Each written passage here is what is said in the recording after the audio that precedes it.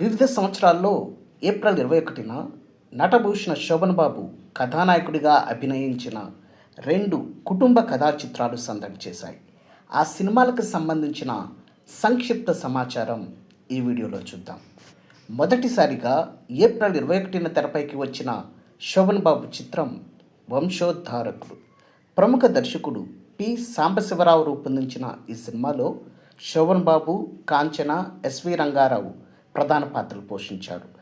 ఘంటసాల మాస్టారు స్వరాలు సమకూర్చిన ఈ సినిమాని మాధవి ఆర్ట్ ప్రొడక్షన్స్ పతాకంపై ఏఎస్ఆర్ ఆంజనేయులు నిర్మించారు. 1972 ఏప్రిల్ 21న విడుదలైన వంశోద్ధారకుడు కుటుంబ ప్రేక్షకులను ఆకట్టుకుంది. వంశోద్ధారకుడు విడుదలైన సరిగ్గా 10 ఏళ్ల తరువాత అంటే 1982లో ఇదే ఏప్రిల్ 21న మరో ఫ్యామిలీ ఎంటర్టైనర్తో పలకరించారు నటభూషణ శోభన్ బాబు. ఆ చిత్రమే ప్రేమమూర్తులు.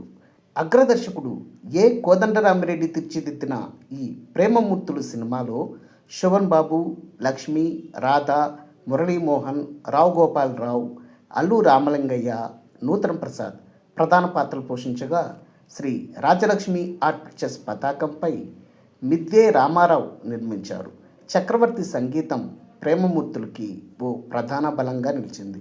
కుటుంబ ప్రేక్షకుల ఆదరణతో ప్రేమమూర్తులు సినిమా శతదినోత్సవం జరుపుకుంది.